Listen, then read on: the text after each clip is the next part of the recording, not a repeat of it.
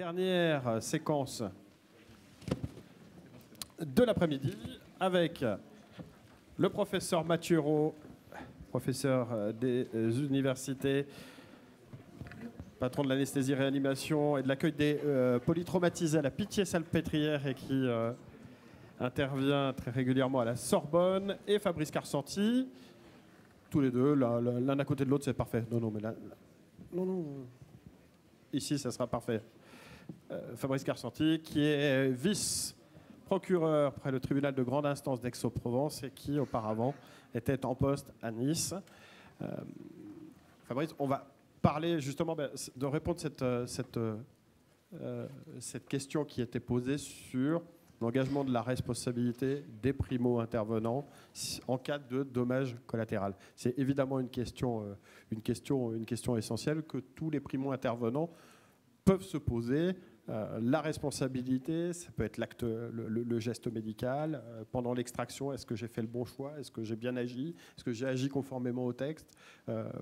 C'est une question essentielle et qui peut se retrouver aussi au cœur des enquêtes judiciaires. C'est clairement une question qui va et qui frappe les esprits des primo-intervenants. D'abord, je tenais à préciser une chose qui me paraît important d'indiquer, c'est que le judiciaire intervient en toute humilité dans la gestion de crise et c'est important quand on voit les forces de police et les services de secours intervenir. On pense souvent à la neutralisation des auteurs d'attentats, on pense aussi au secours porté aux victimes. Le judiciaire intervient dans un second temps et c'est une situation pas évidente. Notamment sur la question de l'attentat de Nice, d'intervenir en tant qu'observateur, c'est-à-dire que vous êtes témoin de tout cela, et c'est ce que je souhaitais rappeler à titre liminaire. Pourquoi je me permettrai en quelques mots de vous expliquer la situation et la question de l'attentat de Nice, en tout cas telle que je l'ai vécue avant d'aborder les problématiques de responsabilité. C'est pour venir rappeler, avec des exemples concrets, toute la difficulté qui se pose. On a parlé, vous avez dû évoquer ce matin, la question des doctrines d'intervention. Bien évidemment, sur Nice, tous les services que j'ai pu être amené à côtoyer connaissaient ces doctrines d'intervention. Elles avaient été mises en place depuis plusieurs mois, plusieurs années, avec le risque attentat que la France connaissait. La particularité, c'est que, c'est l'impression que j'en ai eue, bien évidemment, la crainte du risque, la crainte de l'attentat, de la survenance d'une situation de crise est partagée par l'ensemble des primo-intervenants. Quand vous en discutez, c'est quelque chose de certain, indépendamment de l'expérience, indépendamment des compétences, indépendamment du statut de chaque primo-intervenant. Face à cela, vous avez les doctrines d'intervention. C'est ce qui, sur l'attentat de Nice, avait été, on va dire, mis en exergue avec l'Euro 2016. Il faut rappeler le contexte de l'attentat de Nice. Juin 2016, on est sur un événement mondial qui avait mobilisé tous les services et qui avait nécessité ces doctrines d'intervention, ces entraînements. Il y avait eu à Nice un exercice très important sur l'aéroport. Et puis sur le plan judiciaire, le parquet étant dans la boucle, cellule de crise, protocole de travail avec la police judiciaire. Donc tout cela était acquis. Pour préciser la chose, et je trouve très intéressant la différence de notion entre primo-arrivant et primo-intervenant. Sur l'attentat de Nice, j'ai eu la bonne idée d'aller sur le feu d'artifice. Je suis primo-arrivant, primo-spectateur de l'événement de l'attentat. Et puis vous avez, et je pense que c'est aussi l'émotion qu'on ressent dans tous ceux qui ont été primo-arrivants sur un événement de cette nature. Vous avez, quand vous êtes primo-arrivant, pour parler de l'expérience que j'ai eue sur Nice, témoin du phénomène de foule, témoin de la neutralisation du terrorisme par les forces de l'ordre, et primo-arrivant, vous avez une scène de chaos clairement qui est particulière.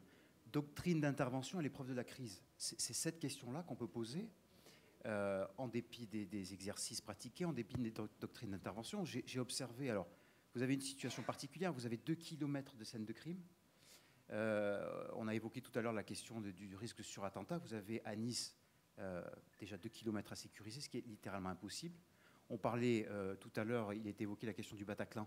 Beaucoup d'enquêteurs, après en avoir discuté, m'indiquaient, ceux qui étaient intervenus sur le Bataclan, sécuriser une salle de spectacle avec des personnes qui souvent viennent seules, sans les proches, c'était pas évident. Mais alors, imaginez à Nice un événement familial tel que le feu d'artifice du 14 juillet, des corps sur 2 kilomètres, et les proches qui tiennent la main des défunts. C'est-à-dire que vous demandez au service de secours, SDIS, médecins, de prendre en charge des victimes dans une situation de crise telle que celle-là.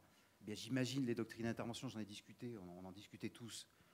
Vous avez une scène de chaos, vous avez les médecins qui doivent faire leur travail, avec la police qui intervient en sécurisation. Et c'est très très compliqué, tout simplement, de devoir faire face à cette situation-là, à la prise en charge des victimes, et puis à l'organisation des secours sur une telle superficie, avec autant de victimes, et les proches, encore une fois, qu'il faut aussi gérer.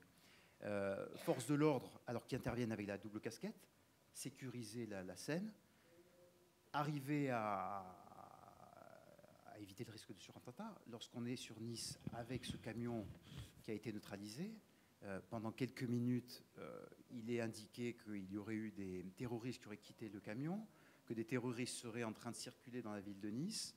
Vous avez des phénomènes de foule alors que vous êtes primo-arrivant, primo-intervenant de manière permanente. Vous voyez des mouvements de foule de manière systématique. Et en tant que spectateur, en tant que procureur de la République judiciaire, je vous avoue qu'on est dans un temps très décalé par rapport à tout ça. Pourtant, on est présent. Vous avez des sollicitations qui sont faites, des pressions énormes, identification du terroriste, nombre de victimes. Et puis, ce qui frappe, et c'est toute la difficulté, le commissaire l'avait indiqué, ça rassure ces doctrines d'intervention, les process rassurent, mais vous avez des choses qui vous arrivent en tant que primo-arrivant ou primo-intervenant auxquelles vous n'êtes pas préparé. Quelques exemples. Les médecins, le chef du SDIS qui vient me voir, j'étais le seul à représenter l'autorité judiciaire, qui me dit il faut enlever les corps. Pourquoi ? Parce que vous avez les proches qui sont à côté, qu'on ne peut pas laisser comme ça des heures et des heures. Les proches, si on n'arrive pas à sécuriser, c'est-à-dire faire sortir les proches de cette situation de chaos, était d'une complexité tant pour les médecins, pour les pompiers, pour les forces de l'ordre. Vous dites, écoutez, il faut vous en aller, vous ne pouvez pas rester là. La deuxième chose, c'est, et je vous assure que c'est vrai, quand on voit qu'on parle de formation et on parle de magistrats sur le terrain, vous avez des pompiers, des médecins qui viennent vous dire on n'a pas de psychologue. Une question a été posée, la question du suivi psychologique. Moi, sur le terrain à Nice, vous n'avez pas de psychologue. Et on vous dit il faut aller au contact des familles. Les policiers ne pouvaient pas le faire. Vous imaginez les 2 kilomètres à sécuriser, le judiciaire qui démarrait, les médecins qui intervenaient pour secourir les victimes. Ce sont des magistrats, le premier, avec une équipe de procureurs qui vont au contact des familles qui veillent les corps pour leur dire voilà, on n'a aucune formation de psychologue pour dire il faut vous quitter les lieux, le travail judiciaire va être fait, on va sécuriser la scène, le judiciaire va devoir prendre le relais, vous pourrez ensuite, on vous tiendra au courant. Donc c'est quelque chose c'est une scène de chaos qui marque les esprits et qui déstabilise, je pense, les primo-intervenants avec peu importe l'expérience qu'on a dans ce schéma-là. Une fois qu'on a dit cela, alors, on reviendra peut-être sur la question de l'identification des victimes. J'ai entendu, et c'était très intéressant de la part du général, qui indiquait que la responsabilité, elle est juridique, elle est aussi à l'endroit des proches. Dans le travail qu'on mène, c'est une question qu'on se pose. Alors, c'est pour ça que je disais qu'on intervient du point de vue judiciaire en toute humilité, parce que la responsabilité vis-à-vis des proches, elle est dans le secours porté aux victimes. Elle est dans, effectivement, la sécurisation, la neutralisation du terrorisme. Le judiciaire intervient à froid, souvent. On refait souvent, d'ailleurs, c'est pas facile pour les primo-intervenants de voir le judiciaire refaire l'histoire à froid. Prendre le temps du travail. Les primo-intervenants disent, attendez, nous, c'était à chaud. Les commissions d'enquête, c'est à froid. Nous, le travail qu'on a dû exercer, c'était à chaud. Donc, ce principe du judiciaire, il n'est pas simple.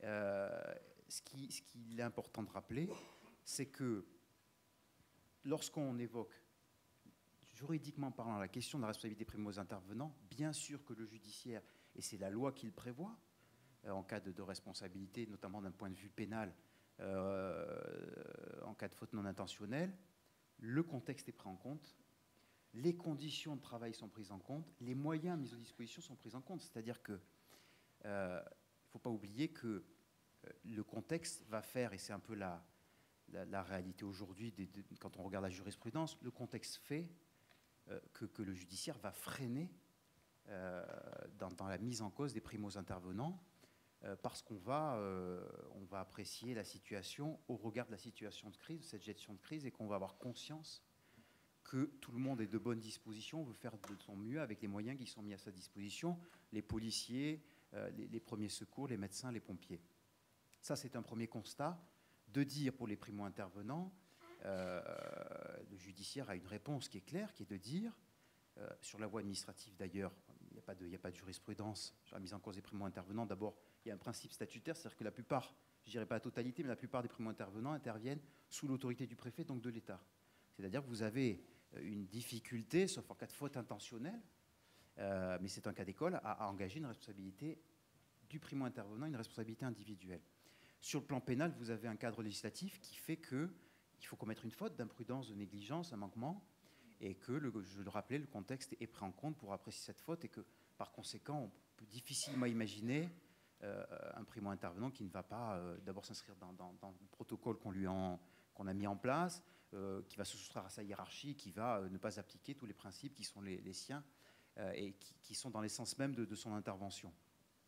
Par contre, effectivement, ce qu'on observe un peu plus, et c'est intéressant la question qui est posée, parce que je crois que sur l'attentat de Nice, alors c'est de souvenir la question des dommages collatéraux. Il y avait eu une personne qui avait été blessée par des tirs des policiers qui ont permis de neutraliser le terroriste. Je n'ai pas la réponse juridiquement. Je pourrais dire très sincèrement que la question ne devrait pas se poser. C'est-à-dire que je vois mal comment quelqu'un pourrait, si ce n'est sur des aspects indemnisation, c'est vrai. J'ai la déformation professionnelle, j'interviens sur l'aspect pénal, mais il y aura des questions d'indemnisation qui vont se poser nécessairement sur la personne qui a été touchée. Tout le monde sera légitime à dire qu'il faut qu'elle soit indemnisée. Sur l'aspect responsabilité pure du policier qui tire, personne ne viendra le quereller sur le fait qu'on aurait pu neutraliser un terroriste sans blesser des personnes qui étaient autour du camion et qui étaient des passants. Voilà ce que je souhaitais indiquer. Ce qu'on observe par contre, une fois qu'on a peut-être constaté sur la question de la responsabilité individuelle des primo-intervenants, qu'il n'y a pas vraiment de cas qui peut se poser, parce que le cadre juridique est fait de telle façon que ce n'est pas naturel, et ensuite parce qu'on a une intervention des primo-intervenants sur la responsabilité de l'État et du préfet. Sur le plan administratif, on observe que c'est une toute autre chose. J'avais eu d'ailleurs des interventions ce matin, je crois, de représentants de l'association de la FENVAC. C'est vrai que sur le plan administratif, on a tout autre chose, c'est-à-dire qu'on est dans une démarche où on va rechercher systématiquement, non pas la responsabilité des primo-intervenants, mais la question de la responsabilité des décideurs publics de l'État. Sur le plan administratif, jurisprudence, les attentats de Toulouse avec Mohamed Merah, où le Conseil d'État a rappelé qu'on ne pouvait engager la responsabilité de l'État qu'en cas de faute lourde, dans le manquement de faute de surveillance par les services de renseignement français. On a d'autres jurisprudences avec la question des attentats du 13 novembre, où là aussi le tribunal de Paris, le même jour, je crois que le Conseil d'État a dit même chose, pas de faute lourde qui a été engagée. Il y a des questions intéressantes en suspens avec l'attentat de Marseille, où on a une action qui a été exercée avec un contexte un peu différent, où effectivement, et on peut l'entendre, une personne avait été inquiétée sur le plan administratif, sa situation irrégulière, l'auteur de l'attentat pouvait faire l'objet d'un placement en centre de rétention, ça n'avait pas été le cas. Et donc il y a une action des proches des victimes pour justement essayer de tirer au clair cette situation-là. Sur le plan pénal, l'attentat de Nice est très particulier. On a tous entendu cette polémique qui est née de la question de la sécurisation de la prom party, qui était l'événement à l'origine de cet attroupement, de ce feu d'artifice. On a eu des questions qui sont posées, qui étaient, et je le dis très clairement, certainement légitime. On a eu de ces questions-là une polémique qui a enflé, qui était certainement malvenue. Et ensuite, on a eu, et c'est je crois le seul cas, d'une action pénale exercée non pas contre un primo-intervenant, mais contre l'État et la mairie de Nice, plainte déposée auprès du procureur de la République de Nice sur la question de la sécurisation des moyens mis en place. Ce qui me paraît important de rappeler, parce qu'on a peut-être ces questions-là en tête lorsqu'on parle du judiciaire, c'est encore une fois le contexte. Je disais, on apprécie d'un point de vue judiciaire les conditions dans lesquelles les primo-intervenants vont faire leur travail. Sur le plan de l'attentat de Nice, il faut juste avoir à l'esprit, je parlais de l'Euro 2016 qui est un événement important, pour les proches des victimes, il y avait un principe de réalité, c'était qu'on a été passé d'un dispositif hors norme avec l'Euro 2016 à un dispositif classique concernant la prise en charge et la sécurisation du 14 juillet, qui était un dispositif qui était reconduit chaque année. C'est ce qui a certainement été à l'origine de la polémique, c'est qu'effectivement, le dispositif d'Euro 2016 était parfaitement hors norme, et qu'ensuite on est revenu sur un dispositif classique. C'est pour ça qu'on a dit, je pense que c'était ça le ressenti des proches, sur le plan de la sécurisation, on n'avait visuellement pas le même dispositif sur le terrain, les policiers étaient moins visibles, les militaires aussi étaient moins visibles, et c'est ce qui a amené, à mon avis, à créer cette polémique. Alors il y a eu un classement sans suite sur le plan pénal, décidé par le procureur de la République sur la question de la mise en danger délibérée de la vie d'autrui. On l'a rappelé d'un point de vue judiciaire, par notamment la question de la mise en cause des primo-intervenants. On est sur l'ouverture d'informations judiciaires, toujours à l'initiative des associations de victimes, sur la question de savoir si effectivement il y a une responsabilité de l'État ou de la mairie de Nice sur la question de la sécurisation, et là aussi l'instruction est en cours. J'ai été un peu long, mais c'était pour essayer de dresser la problématique de la responsabilité et de préciser surtout, et ça me paraît important pour l'ensemble des primo-intervenants dans cette salle et de ceux qui sont amenés à se poser les questions du travail judiciaire qui est parfois mal compris. Bien sûr qu'on prend en compte, alors qui plus est sur le plan pénal, la difficulté d'intervenir. Moi-même, procureur de la République, il a fallu gérer des choses incroyables sur la question du stockage des corps des défunts au niveau de l'IML, sur la question de la mise en œuvre de l'anthropraxie préalablement à la présentation des corps aux victimes. Donc on est exposé, il y a des problèmes sur les certificats de décès, on va en reparler sur la question même des commissions d'identification des victimes, on est passé près d'un drame. Donc la justice, le procureur de la République est exposé de la même façon que l'ensemble des primo-intervenants. C'est une situation qui est complexe et le judiciaire en tient compte.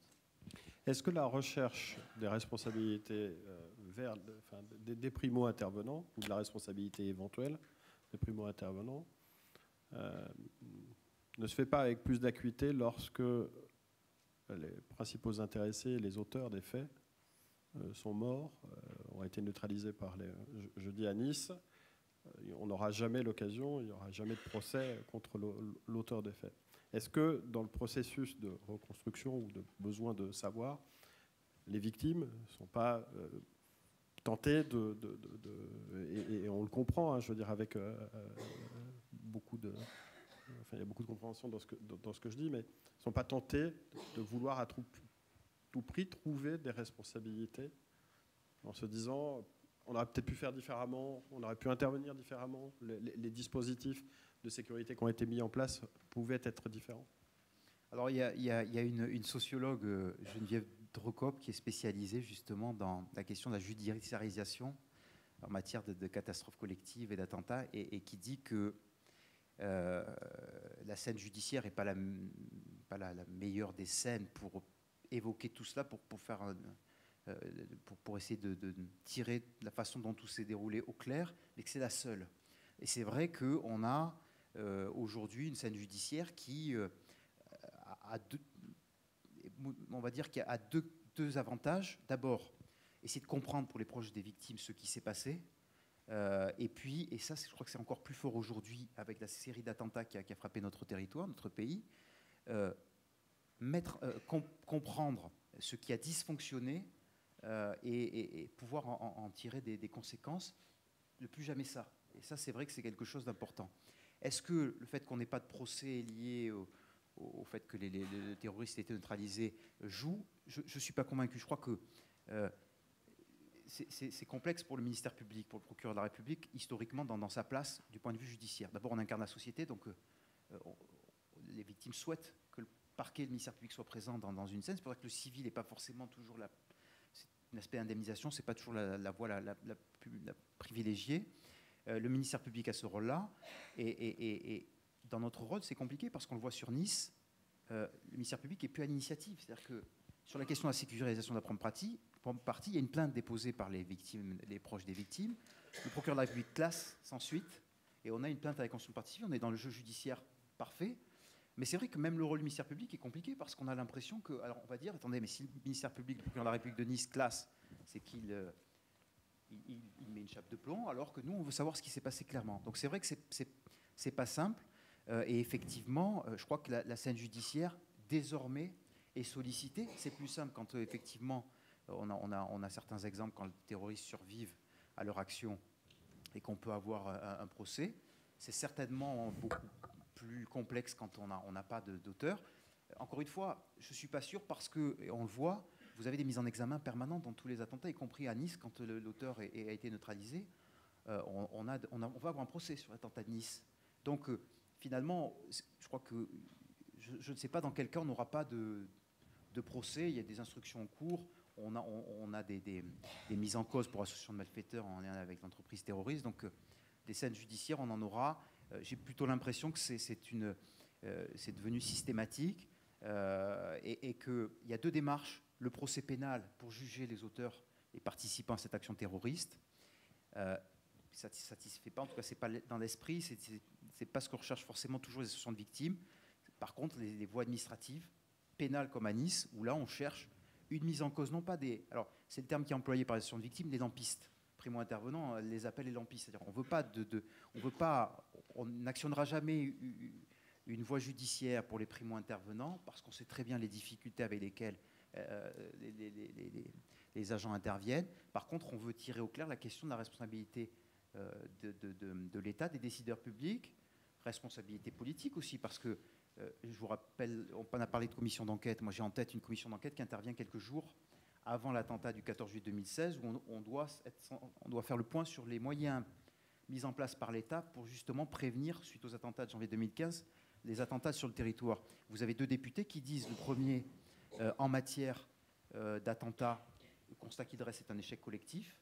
Le second député qui va dire, lorsqu'il y a crime, c'est qu'il y a eu dysfonctionnement. C'est-à-dire que même politiquement, on dit, c'est ce qui alimente un peu le discours, par rapport aux attentats qui ont frappé le territoire national, il y a des responsabilités à chercher. Donc c'est un discours qui est politique. On peut difficilement après venir dire, quand on actionne par la voie administrative ou pénale l'État et les décideurs publics, on peut difficilement venir dire il n'y a pas de responsabilité quand dans ce genre d'enquête, on vient dire que si le pays a été frappé de cette façon, c'est un échec et qu'il y a des dysfonctionnements évidents. Alors vous avez parlé du travail difficile, de l'identification essentielle aussi au début du travail judiciaire. Mathureau, je vais vous passer ce micro, ne bougez pas. Votre expérience, puisque vous avez écouté tout ce qui s'est dit depuis ce matin, qu'est-ce que vous, à la lueur de votre expérience, vous souhaiteriez apporter en préambule ? Bien, pour l'identification, c'est en fait deux événements qui surviennent lorsqu'un patient, je vais parler de l'hôpital, je suis anesthésiste réanimateur, je m'occupe d'une salle d'accueil des polytraumatisés dans un hôpital à Paris. Et quand un patient arrive, on doit l'identifier. Quand on pense comme ça, entre nous, l'identification, ça veut dire donner un prénom, un nom, une date de naissance à la victime qui est devant nous pour être capable de communiquer avec elle, communiquer avec ses proches, donner des nouvelles, la localiser, etc. Et ça, c'est une vision, j'ai envie de dire, citoyenne d'hommes et de femmes de tous les jours. Mais le patient n'existe à l'hôpital que si on lui attribue un code qui va lui permettre d'exister à travers tous les systèmes informatiques, de diagnostic, de thérapeutique. Et ça aussi, c'est de l'identification. Donc, quand on parle d'identification, dans ce domaine, on peut se tromper de deux manières. Soit parce qu'on n'a pas donné un bon code et on n'arrive pas à faire le lien entre le code barre qu'on a mis sur le bracelet du patient pour le faire vivre à travers les arcanes de l'hôpital. Et donc, par exemple, se tromper d'examen complémentaire, de ne pas identifier le bon scanner et de ne pas faire le bon lien entre le scanner et le patient. Et puis, c'est ne pas être capable d'attribuer le bon patronyme à la victime, parce que deux personnes se ressemblent, on y reviendra tout à l'heure.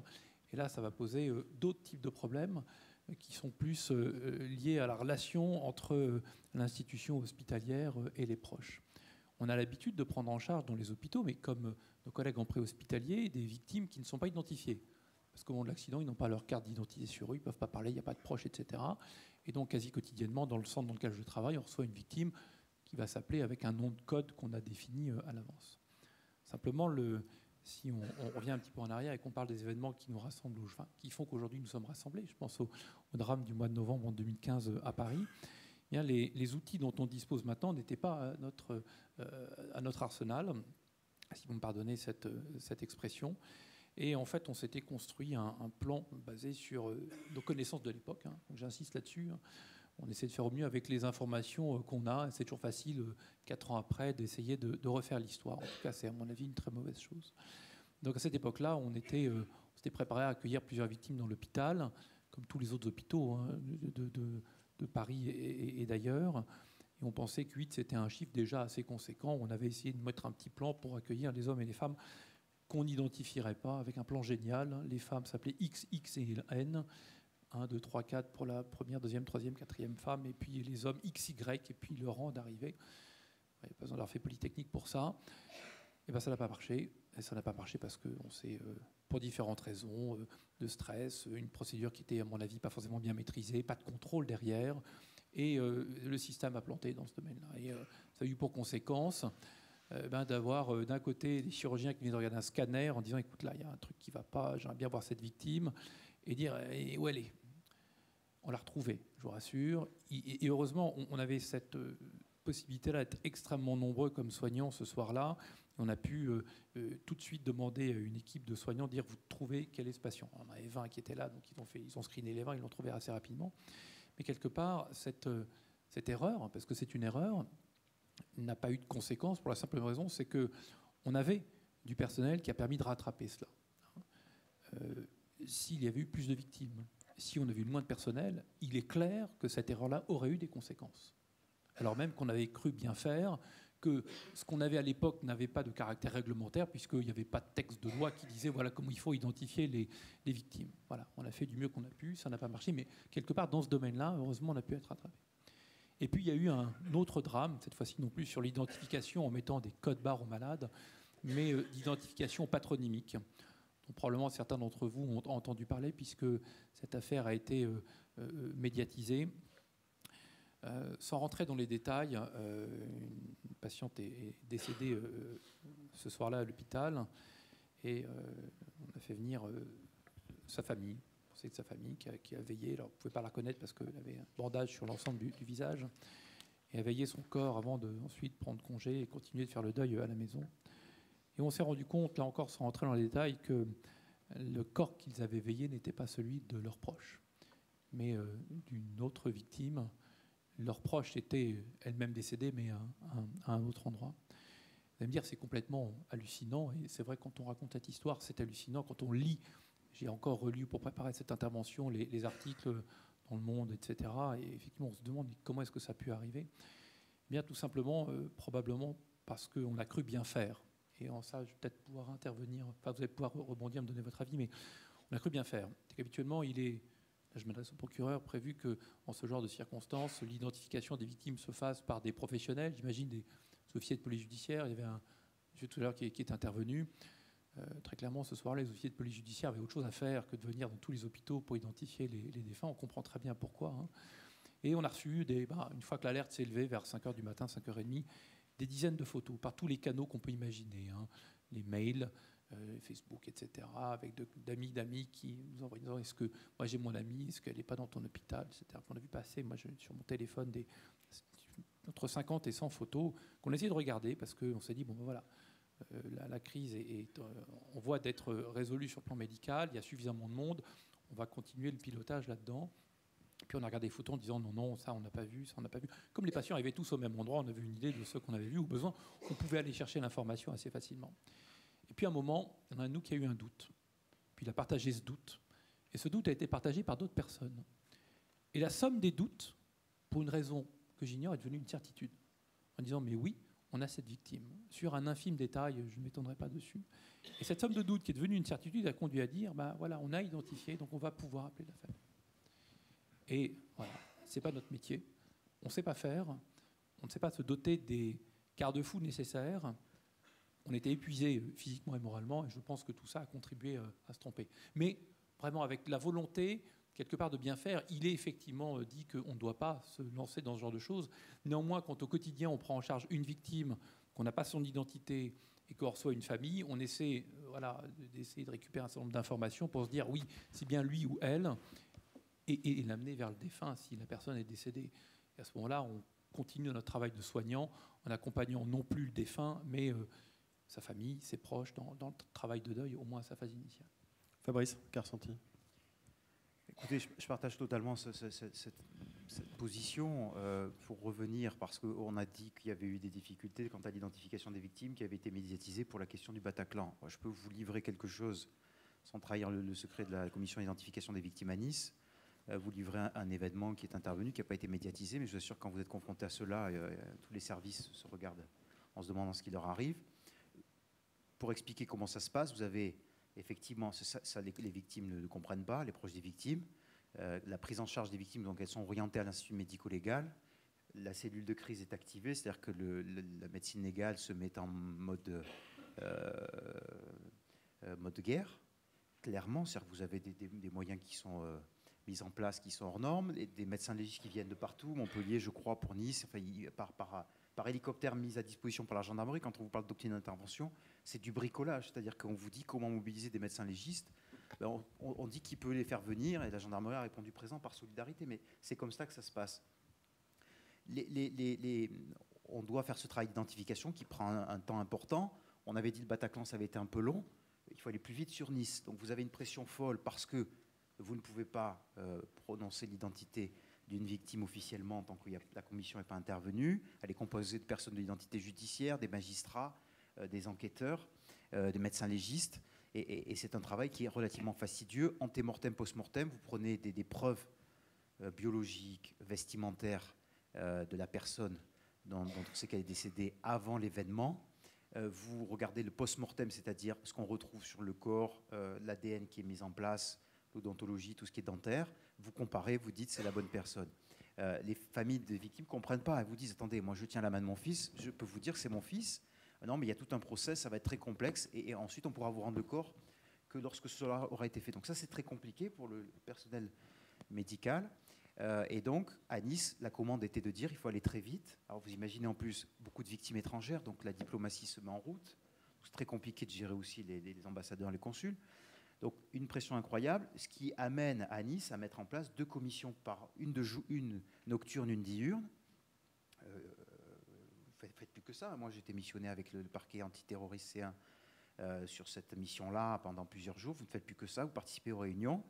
Et donc, on expose l'antémortem, le post-mortem. Et lorsqu'on a la certitude de ce que la victime a été identifiée, on la rentre dans la liste unique des victimes. Et on peut enclencher le processus de présentation du corps aux familles et tout simplement, on peut rendre le corps aux familles. Les commissions durent plusieurs jours. Je crois qu'il faut quelques jours pour arriver à l'identification et la totalité des victimes. Plus de 80. Dernière victime dont le cas est étudié par la commission d'identification des victimes. Présentation très rapide d'un des fonctionnaires de l'identité judiciaire qui décrit personne de sexe féminin, blonde, je crois, 1m70. Et là, vous vous rendez compte que les personnes, les enquêteurs qui ont le dossier entre les mains, commencent à faire une drôle de tête et à dire attendez, mais moi, la photo que j'ai du corps, des corps abîmés, malheureusement, vous imaginez le contexte aussi de l'attentat de Nice, des corps particulièrement abîmés, mais les enquêteurs disent ça colle pas. Et donc, on se rend compte que le descriptif, ne serait-ce que physique, ne colle pas avec le corps. Après un bas de combat, on se dit qu'on a. Vous avez parlé beaucoup du Bataclan qui a marqué les esprits en matière d'identification judiciaire. Et on se dit qu'on est en train de revivre la même problématique alors qu'on avait mis en place l'ADN. Il a fallu plusieurs heures avant de comprendre ce qui s'était passé. Manifestement, on n'a toujours pas tiré ça au clair. Une permutation sur les codes barres au niveau de l'examen ADN. Preuve roi, c'est-à-dire qu'une fois que vous avez l'ADN qui vous dit que c'est la bonne personne, on n'étudie quasiment pas les indices secondaires. Ça a été une permutation manifestement des codes barres au niveau IRCGN qui ont amené à ce qu'on a failli restituer le corps à la mauvaise famille. Donc c'est très complexe et c'est vrai que ça peut être, quand on parle de responsabilité vis-à-vis des proches, ça peut être dramatique. Médiatiser, c'est pas le plus important, très sincèrement, parce qu'après, bon, les médias s'en saisissent, dont acte, mais c'est véritablement la responsabilité qu'ont les professionnels vis-à-vis des victimes. Pareil sur les protocoles au niveau médical. À Nice, on vous demande, on s'adresse au procureur de la République pour dire combien de temps présentation aux familles. C'est-à-dire qu'on vous pose la question. Qu'est-ce qu'on fait 10 minutes, un quart d'heure? Attendez, moi je suis magistrat, comment voulez-vous que je réponde à ça? Oui, mais bon, écoutez, vous êtes notre interlocuteur, la médecine légale, le parquet de l'interlocuteur naturel. Présentation derrière une vitre, des familles qui avaient menacé de déposer plainte ou d'actionner le politique en disant moi je ne veux pas d'une vitre. Donc c'est des choses très complexes. Et les médecins, les magistrats, les différents intervenants essayent de faire au mieux, mais ne serait-ce que l'importance du nombre de victimes dans ce genre de situation, c'est quelque chose de difficile à gérer. Bien sûr, sur la scène de crime, dans l'intervention des victimes, quand on voit le nombre de victimes qu'il y a sur un attentat, de blessés. Et puis pour l'identification victime, c'est aussi 81 corps, c'était quelque chose de très très difficile à gérer. Et on se doit, pareil pour la thanatopraxie, la question, c'est atroce ces questions-là. Vous me dites, monsieur le procureur, est-ce qu'on peut faire engager un thanatopracteur? Écoutez, vous avez vu l'état des corps, et on ne peut pas présenter ces corps-là aux familles. Vous dites oui, on vous dit, mais attendez, qui paye? Le thanatopracteur dit, attendez, ça va représenter beaucoup d'argent, qui paye? Vous appelez le préfet, vous dites, quel budget, c'est horrible, mais c'est une réalité. Autre remarque, on parlait de la question de la sécurisation des événements. Des plots en béton, c'est important de le rappeler, on parlait de la question des moyens, la responsabilité politique aussi, c'est aussi la question des moyens qui sont mis en œuvre, les services de renseignement, la question de la justice, Dieu sait qu'on en parle, la question du nombre de magistrats qui sont en charge du traitement de ces affaires-là, et la question des chicanes de béton. Pendant l'Euro 2016, ça avait été évoqué, il n'y avait pas de souvenir, il n'y avait pas de chicane en béton à Nice pour l'Euro 2016. Moi, je peux en témoigner, j'étais présent. Les services de sécurité disaient l'attentat voiture bélier, ça peut arriver sur des kilomètres de circulation de supporters pendant l'Euro 2016, ça peut arriver, donc le risque était connu. Qui pose ces plots en béton? L'enveloppe était très importante. Il y a eu un refus pour des raisons économiques. Pas effectivement. Alors après, sur la question de la promenade des Anglais, aujourd'hui, il y a des filins qui sont infranchissables. Il n'y aura certainement plus d'attentats à voiture bélier, mais c'est vrai que voilà, ce sont des questions, les questions économiques compliquées. Il y a toutes ces questions-là, et la responsabilité, elle n'est pas toujours que juridique, hein, loin de là. Je crois qu'il y a vraiment, dans ce type de situation, en dépit des doctrines d'intervention, il y a une difficulté à gérer le concret, le quotidien. Les corps étaient stockés dans des camions frigorifiques. Effectivement, vous avez des camions qui tombent en panne. Donc, on ne sait pas trop vers qui se tourner. Les médecins légistes viennent vers vous. Dernière observation sur l'identification des victimes. De la même façon qu'on a été en manque d'effectifs sur le terrain pour travailler sur la question de la prise en charge des corps, ce qu'on appelait l'atelier victime d'un point de vue judiciaire, c'est-à-dire travailler sur les premières fiches de relevage, les médecins légistes ont été confrontés à un problème de personnel pour non pas faire l'autopsie, mais rédiger les rapports. On a quand même mobilisé des étudiants en médecine qui doivent se rappeler encore aujourd'hui de cette période-là où ils sont intervenus pour assister les médecins légistes. Donc c'est difficile de mettre en place, comme on l'a dit, ça évolue, c'est facile d'un point de vue judiciaire, parfois on refait l'histoire à froid. C'est pas simple et souvent les doctrines d'intervention ne prévoient pas la question de la mobilisation. Alors on a pensé aux médecins légistes, comme on n'a pas pensé aux psychologues sur le terrain, on a pensé aux médecins légistes, c'est pas au personnel dans la rédaction des rapports. Donc on a mobilisé des étudiants en médecine. C'est vraiment, voilà, il me paraissait important, au-delà de la question juridique, la mise en cause des primo-intervenants, de rappeler le contexte dans lequel tout le monde intervient et de dire le judiciaire n'est pas opaque à cela. On cherche effectivement parfois des responsables, on veut comprendre, et dans la démarche des associations de victimes, c'est légitime, d'un point de vue judiciaire et d'un point de vue juridique, on a tout cela en tête lorsqu'on doit évoquer ces questions-là. Alors, on verra sur ce qui a changé, justement, notamment en termes législatifs, et puis comment est-ce qu'on a tiré les enseignements aussi de ces attentats de Nice, de Paris. Et on l'a bien compris, il y a eu énormément de changements depuis 2015 et 2016. Comment est-ce que ça a évolué? On ouvrira la salle aux questions dans quelques instants. Comment est-ce que vous avez évolué? Qu'est-ce qui a véritablement changé après ce que vous avez connu à la suite du Bataclan, Mathureau? Première chose, c'est qu'on a voulu partager cette erreur. Donc, on a eu un certain nombre de retours d'expérience qui ont été faits dans les différents hôpitaux. Moi-même, j'aurais été à leur place, j'aurais demandé qu'il y ait un nous qui vienne raconter toutes les erreurs qu'on ait pu faire. Donc, je crois, c'est partager l'erreur. Ça doit être une quasi-obligation citoyenne. Parce que quand on s'est trompé une fois, il ne faut pas croire qu'on est forcément mauvais. On a juste fait ce qu'on a pu, ça n'a pas marché. Mais c'est comme quand on a une question dans un amphithéâtre, ce que je dis aux étudiants, si tu as une question, c'est qu'il y en a 10 autres qui ont la même. Si moi j'ai fait l'erreur, il y en a 10 autres qui peuvent la faire. Donc première chose, c'est de la partager. Deuxièmement, c'est d'analyser et de comprendre. Donc ça, on a été bien aidé par l'ensemble de notre personnel de direction administrative, les soignants, les familles qu'on a pu voir. Et puis l'institution a travaillé sur le sujet pour mettre en place des règles beaucoup plus strictes, bien détaillées, qui ne l'étaient pas à l'époque où ça nous est arrivé. considérait que c'était un sujet absolument fondamental qui avait été rappelé par la ministre 2 mois après lors du rétexte national, et que c'était trop important pour confier ça à des médecins et des soignants. Donc on a enlevé ça des soignants pour le confier à des cadres supérieurs et un directeur. Voilà, considérant que c'était un sujet critique qui ne souffrait pas de médiocrité dans son traitement, avec bien la procédure étant écrite, la diffuser à l'ensemble des intervenants, c'est-à-dire que ça reste quand même un aide-soignant qui met le bracelet, et que cet aide-soignant-là ait une fiche métier bien spécifique dans le domaine. Et puis ça a été de s'entraîner. On a pour ça appliqué notre procédure. Donc maintenant, on a 52 fiches de préadmission. On n'a plus à rentrer des noms, tout est prêt à l'avance. Alors, pardonnez, c'est un peu genré. Hein. Il y a 26 fiches bleues pour des hommes, 26 fiches roses pour des femmes. N'y voyez pas quelconque processus réactionnaire là-dedans, mais il est des prénoms qui ont soit masculin, soit féminin, pour lesquels on peut avoir ce problème-là. Et donc, on a essayé par anticipation. Nos collègues des hôpitaux d'instruction des armées nous ont aidés là-dedans parce qu'eux avaient déjà réfléchi à ça. On s'est inspiré de ce qui marchait ailleurs. On l'a mis en place et puis on s'est entraîné. Avec comme principe, alors on fait bien de simulation, on en fait pas mal en médecine pour s'entraîner. Hein. Jamais la première fois sur le patient, on dit. Mais pour principe que la simulation, c'est fait pour se tromper. On encourage l'erreur. Et ben, on s'entraîne. Les pompiers font la même chose, les policiers font la même chose. On dit, mais trompez-vous, ça sert à ça. Ce matin, il a été dit qu'un exercice qui se passe bien, c'est pas un exercice, c'est la communication. Voilà, c'est ce que je dis à mon équipe, c'est trompez-vous. Et plus on en fait, moins on va se tromper. On voit que le nombre d'erreurs diminue. Il y en aura toujours, inévitablement, ce sont des nouvelles. Et ça permet de gagner comme ça en robustesse. Voilà un petit peu ce qu'on a mis en place.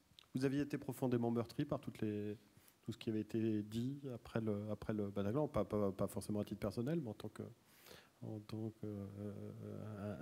personnalité œuvrant et personne œuvrant à l'identification des victimes et à ce travail qui est extrêmement important. Non, parce que c'est vrai.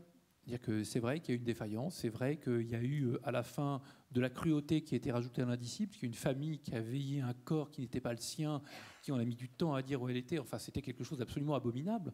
Donc non, il faut assumer, voilà. Alors c'est aussi une question de responsabilité, il y a la responsabilité morale, de se dire voilà, on a failli, de toute bonne foi, on a fait ce qu'on a cru bien faire à ce moment-là. On rend des comptes, c'est-à-dire qu'on a reçu la famille dans le bureau du directeur avec l'ensemble des personnes qui étaient parties prenantes pour, j'ai dit, voilà, je vous présente en mon nom, au nom de l'équipe, mes plus sincères excuses et je vais vous expliquer pourquoi ça n'a pas fonctionné. Voilà. Mais il ne faut pas être meurtri de l'évidence quand manifestement il y a eu dysfonctionnement.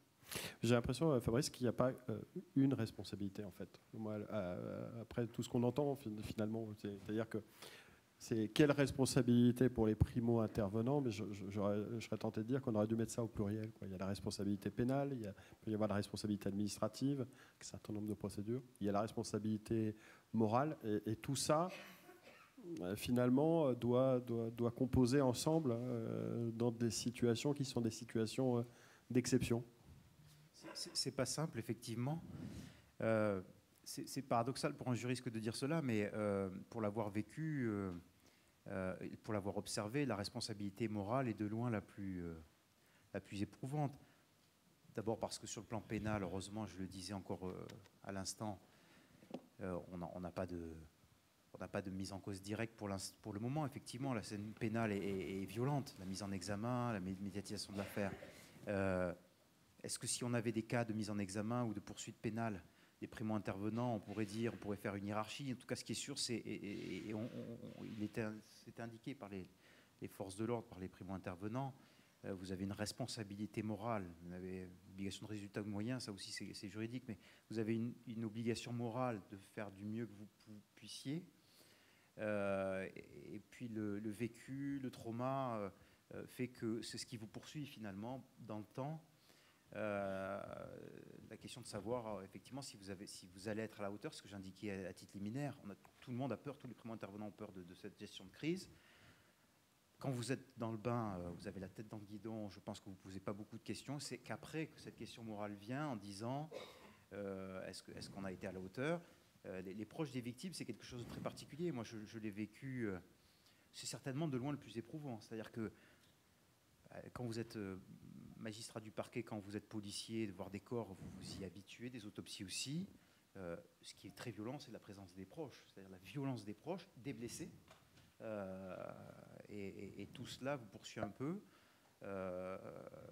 Et je crois que c'est véritablement, voilà, les responsabilités sont multiples. Et je crois que du moment que ça a pour objectif d'appliquer la loi, de tirer les choses au clair et d'arriver à peut-être améliorer les dispositifs, elles sont toutes plutôt saines.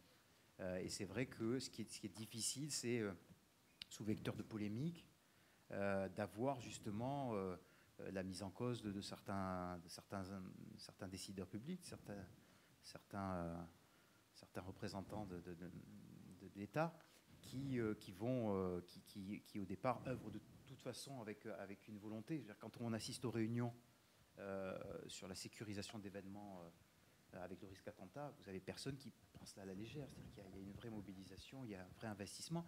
Et je terminerai par là, en tout cas, sur la question du rôle de la justice et du parquet.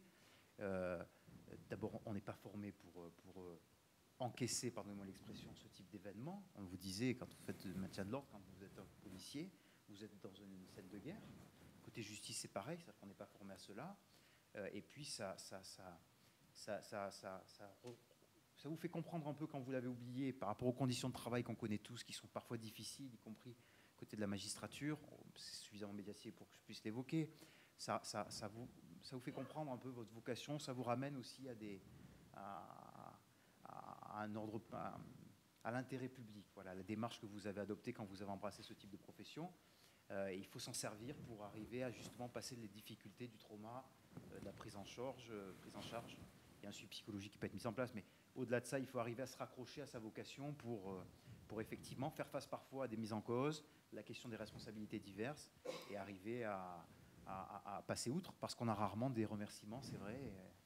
Et je crois qu'on le connaît tous à ce niveau-là. Hein. Il n'y a pas forcément destinataire de beaucoup de remerciements, mais voilà, la solidarité des primo-intervenants aide aussi. Quand un magistrat parle avec un médecin, quand un médecin parle avec un policier, ça aide aussi à passer certains caps. Dernière question, Mathieu, avant de passer aux questions de la salle. Est-ce que vous, dans votre pratique professionnelle, ça a vraiment changé quelque chose? Est-ce qu'il y a un avant-après attentat ou avec ce qui s'est passé? Oui, il y en a. Qui fait écho à votre dernière phrase que j'ai bien aimée. C'est que dans l'échange d'êtres humains, eh bien, il y a ce que vous souleviez tout à l'heure, Chloé, d'humanité qui nous permet de passer. Parce que, comme vous, j'ai eu un état de stress, je dirais pas aigu, mais manifeste pendant les semaines qui ont suivi, comme tout un tas. Alors, pardonnez-moi si je peux heurter quelques familles de victimes qui ont vécu évidemment un stress bien supérieur au mien, mais ça me permet comme ça de faire écho l'ensemble du stress qu'ont pu vivre des soignants, des primo-intervenants. Moi, j'ai refait le match pendant 15 jours, pardonnez cette expression triviale, mais voilà, revoir des victimes plusieurs reprises. Et bien sûr que nos collègues psychiatres, psychologues, le fait d'en discuter, l'équipe a été un moyen de passer à travers. Je pense que c'est fondamental d'être capable de communiquer. Et les échanges que j'ai pu avoir au sein de l'équipe, mais avec nos collègues pompiers, nos collègues des SAMU, nos collègues policiers, nous ont tous fait du bien dans ce processus-là. Puis dans un hôpital, l'habitude, on oppose les médecins aux équipes de direction. Et je dois dire que dans ce domaine, il y a eu un avant-après. Et que l'équipe de direction a été absolument fantastique. Ils sont allés à l'encontre du principe du plan blanc. Plan blanc, pour ceux qui ne savent pas, c'est toute l'équipe de direction se réunit dans une salle et va décider du fonctionnement des fonctions support de l'hôpital pour permettre l'accueil des victimes. Une salle, c'est déjà dans la salle à la direction, en général assez loin de l'endroit où se fait le soin. Et là, ils se sont dit non, c'est pas comme ça que ça va marcher. On va aller voir ce qui se passe. Et le simple fait de faire du lien a permis de décoincer tout un tas de situations. Et cette capacité d'échange qu'on a eu ce jour-là, s'est prolongée par la suite.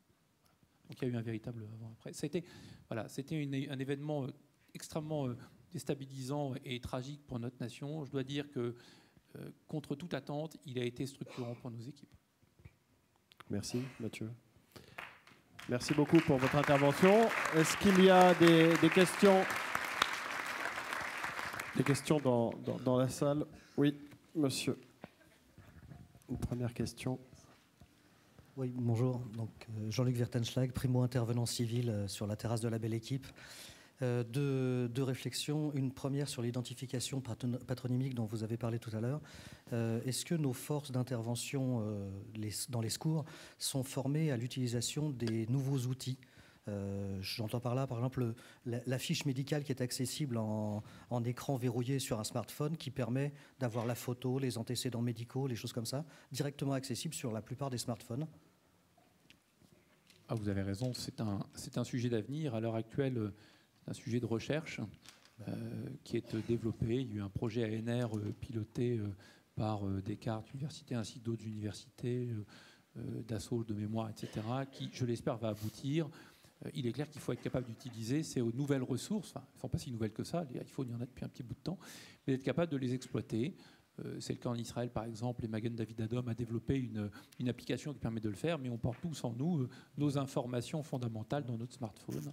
Peut-être qu'après, je sais qu'il y a des collègues qui travaillent sur des bracelets qui permettent à la fois une identification visuelle, ce qui est très important, hein, parce que si on est obligé de passer par un téléphone pour savoir quelle est la gravité du mal, on ne s'en sort pas.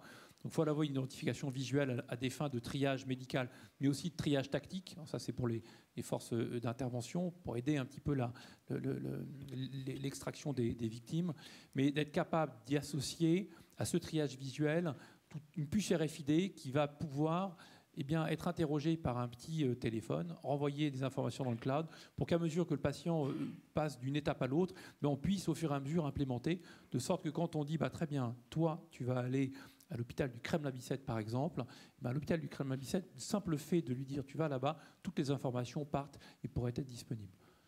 Voilà, c'est techniquement faisable. J'espère que ça sera bientôt disponible. Et si je peux me permettre une deuxième question sur quelque chose dont a parlé le docteur Langlois ce matin, sur le fait justement d'un point de vue législatif, de rendre obligatoire dans les établissements recevant du public un minimum de matériel de contrôle hémorragique, de façon à permettre à n'importe quelle personne formée aux gestes de premier secours de pouvoir faire quelque chose pour, non pas sauver, mais empêcher les gens de mourir le temps que les secours arrivent. Nous sommes restés 24 minutes seuls. Il y a effectivement dans les établissements recevant des publics des défibrillateurs, dans le cadre d'une politique de lutte contre la mort subite. On peut tout à fait imaginer qu'accroché à ce défibrillateur, le casier soit un petit peu étendu pour y mettre ce qu'il a appelé trauma box. Enfin, en gros, c'est le dispositif de contrôle d'hémorragie, une paire de gants toute taille, un garrot, des points de compression, etc. Voilà, absolument. Il faut former le personnel. Enfin, il faut former pour ça, il faut que deux ministères se mettent d'accord. Le ministère de l'Intérieur pour ce premier secours et je crois ce qui gère les établissements recevant du public, c'est le code de l'urbanisme. En tout cas, il y a énormément de travail qui a déjà été fait. Vous preniez l'exemple des défibrillateurs semi-automatiques et des DSA qui ont été implantés. Et aujourd'hui, voilà. Donc je pense que, évidemment, à partir du moment où il y a une volonté politique, ça va extrêmement vite. Mais il y a énormément de travail qui a été fait aussi. J'allais dire, au-delà même de juste, quand on voit le succès qu'ont rencontré les initiations au premier secours, qui ont pu être faits par la brigade, mais un certain nombre d'organismes à la suite des attentats, je crois qu'il y a une volonté aussi d'implication de la part de nos concitoyens qui est réelle, justement, de manière à être capable de faire les premiers secours, au-delà même des matériels, de simplement pouvoir porter assistance et secours. Mathieu. Et au-delà des attentats, qu'on reçoit assez fréquemment dans le centre de traumatologie dont j'ai la charge, des patients victimes d'accidents de la vie, accidents de chantier ou autres, qui nécessitent de l'hémostase. Ça coûte 70 € un civil par forme. Merci beaucoup pour votre question. Est-ce qu'il y a d'autres questions ? S'il n'y en a pas d'autres, je vais vous remercier. Ah si, oui. Hop, mademoiselle.